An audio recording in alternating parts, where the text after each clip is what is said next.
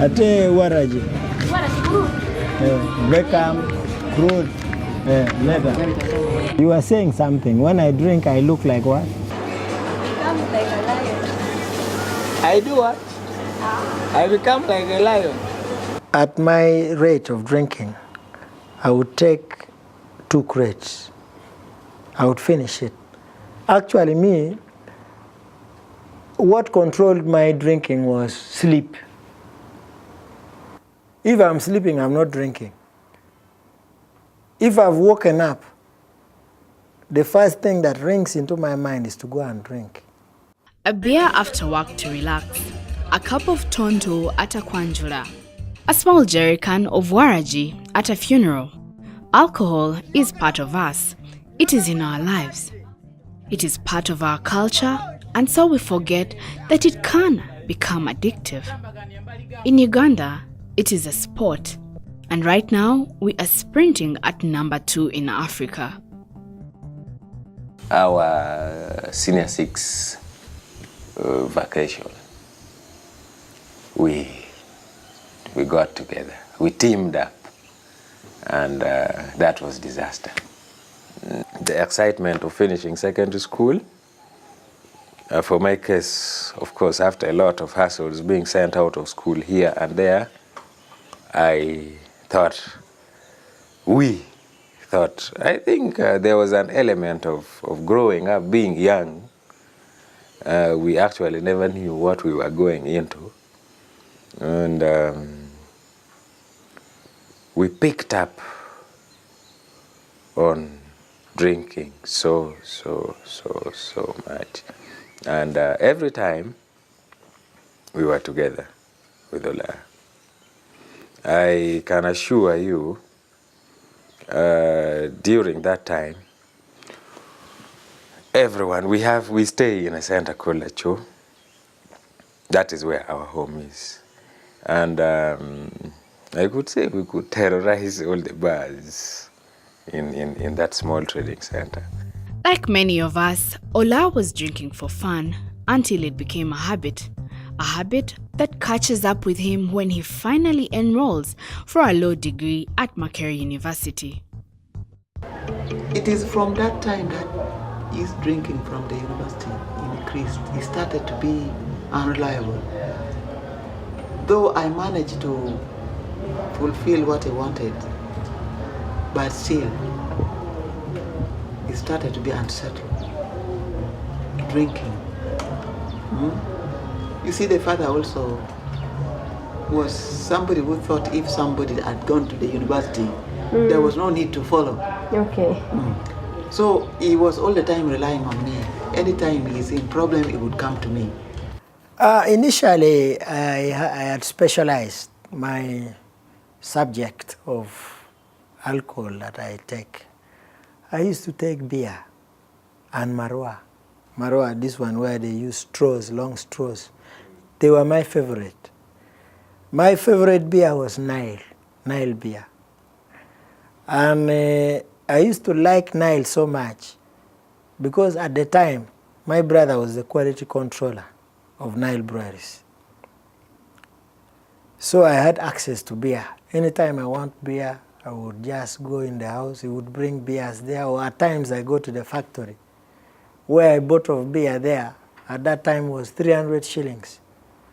So if you have 5,000, how much beer would you have? Would you take? So at the same time, I had friends I would move with. And you know, our per capita consumption of alcohol was so high. And I remember I used not to eat. Because one thing is that alcoholics have very little interest in food. It is called senior staff canteen. So I would come here with a group of friends from the various halls, Lumumba Hall, Mitchell Hall, Livingstone Hall, Kruma, Sibirwa, formerly known as North Court. We would converge here and drink. And then after here, we would go to drink in other places. Sometimes we would get credit, depending on how much we would have drunk. The manager would have some kind of waiver and say, okay, fine. since you have supported me here today, let me give you something. From bar to bar, Ola exhausts his savings on alcohol, and later, to sustain his habit, Ola becomes a staunch businessman.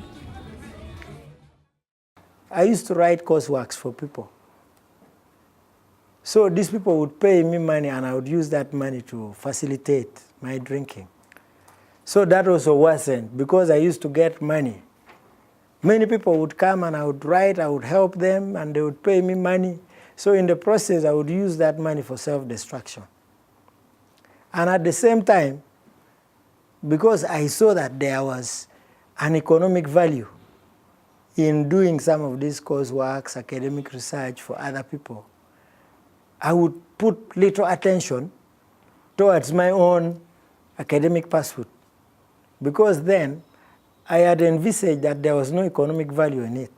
So I was thinking in the reverse. I was giving more value to other people than myself. I was neglecting myself. They say you cannot have your cake and eat it. Ola tries to defy the rules but fails. Somehow, a drinking habit and a low degree just can't work together. He was here in 2000, in first year. Okay. Yeah. And I think he completed first year. At the end of first year is when he started over drinking. And in second year, he couldn't continue because he was not only a nuisance to the class, to the lecturers or administration. He became a total mess to everybody. Ola would come and disperse all the students from the class, abusing them, very awkward languages, including the lecturers. He wouldn't respect anybody, especially girls. He would abuse them physically. He wants always to harm them.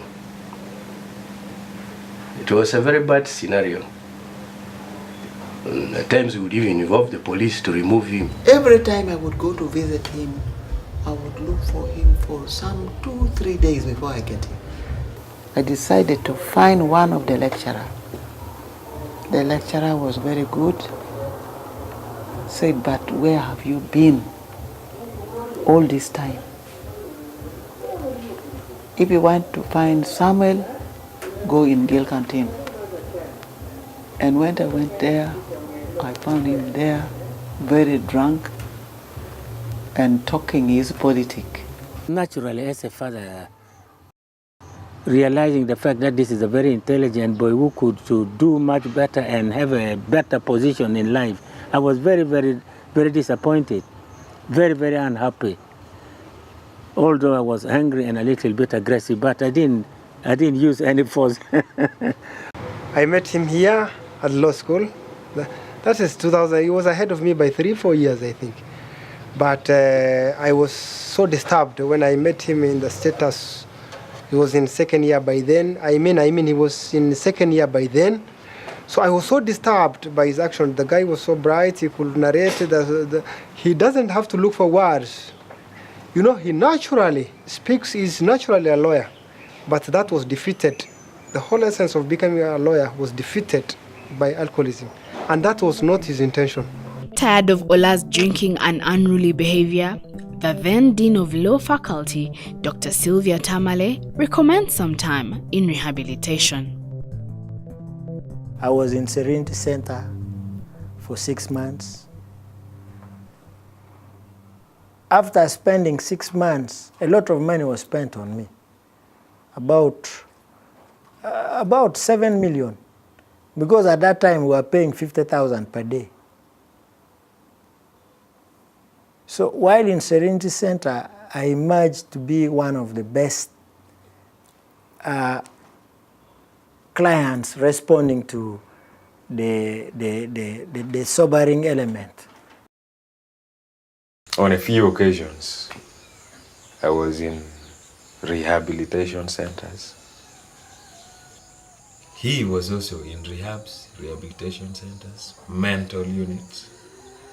Sometimes we would find ourselves together in these places. Fighting against alcohol in Uganda is to fight against a lot of households and their livelihood. Even when one is on the path to recovery, the unregulated Waraji manufacturers, the 24/7 open bars, and outstanding alcohol billboards make drinking part of the Ugandan daily life. After Serenity Center, I came out. When I came out, I went back to school. I was at the law school. I was comfortable. I stayed sober for about 3 months. But later on, the issue of peer influence stepped in. The whole group, after realizing that I was around, they came looking for me. Oh yes, there was a year, I recalled. We went back, I reinstated him back to start his law. But my dear, the drinking was so much. So after rehabilitation, he came back. But then he slid back to drinking.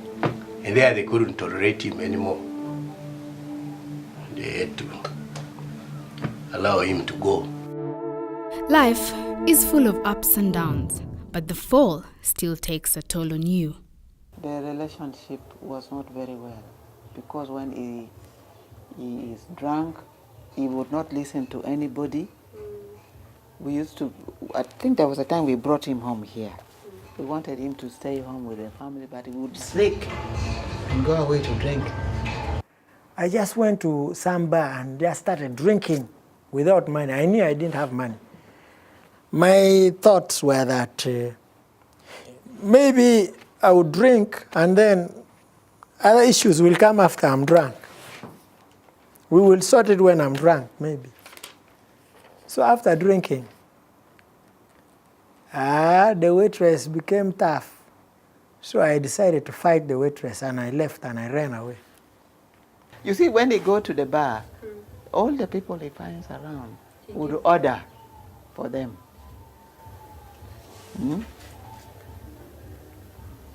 Even he was doing it in Kampala there. I paid a lot of bill in bars of people. At rock bottom, Ola is oblivious to the fact and proceeds to dig for water in a drinking spree with friends. I started becoming angry with myself. Depression set in. There was war going in northern Uganda. So I started becoming miserable, worrisome. I would get some stress disorders. Sometimes I would think maybe they have killed my mother, who is there in the village. I would get funny dreams, because I was having what they call, the scientists call hallucination. I was having a long-term hallucination because I used to drink heavily. Sometimes I would even wake up and I would not sleep. I would stay awake the whole night. So because of that, I thought I would rather get back to drinking. And indeed, I went back. Now, when I went back to drinking, I became worse than I was.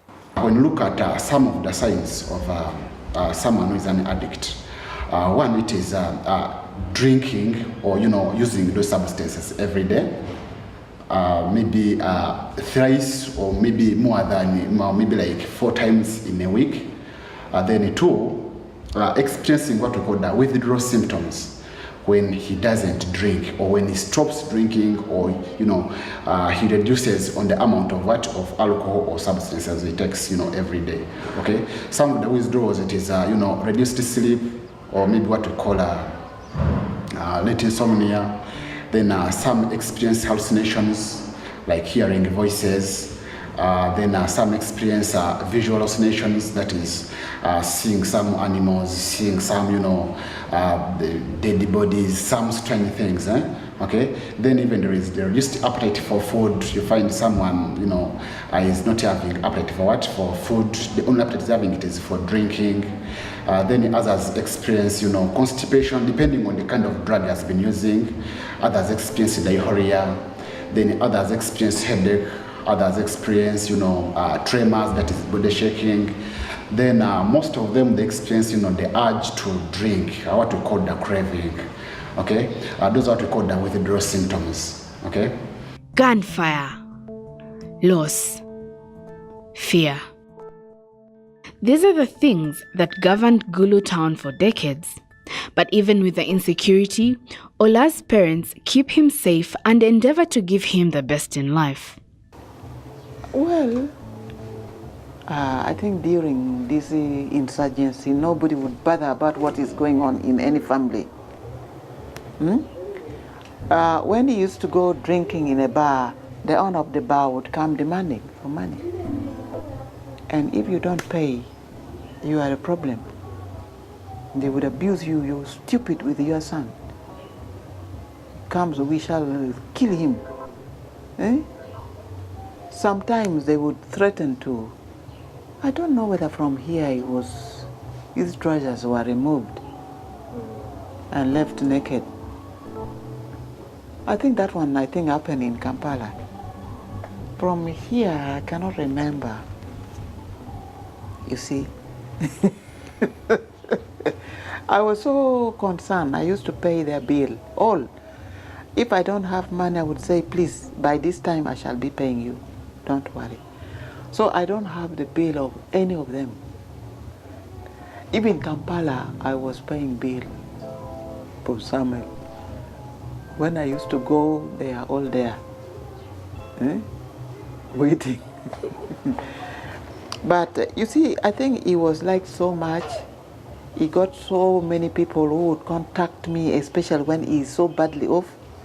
When I used to go to him, no, there was a time when he was so badly off now. He was very lonely. Very early he would go to Wendageya. I met him in Wendageya in one of the bar with some wounds on his forehead. It was a shock to find him in that manner. But I got him, took him to a hotel, gave him some food to eat. Then, I don't remember how we ended. He never wanted to take me where he stays. So, he told me, give me money.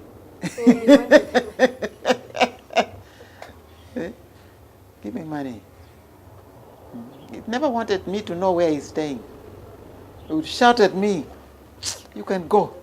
You're useless. Why do you come to me? Denying me. And he would also talk very badly of me. In fact, he had lost love for us all. He didn't care about us. What made you go on supporting him like that? You see, he was a child who was so lovely.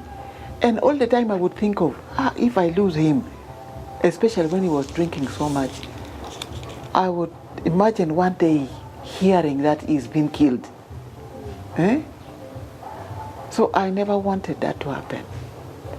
And I pray for him so much.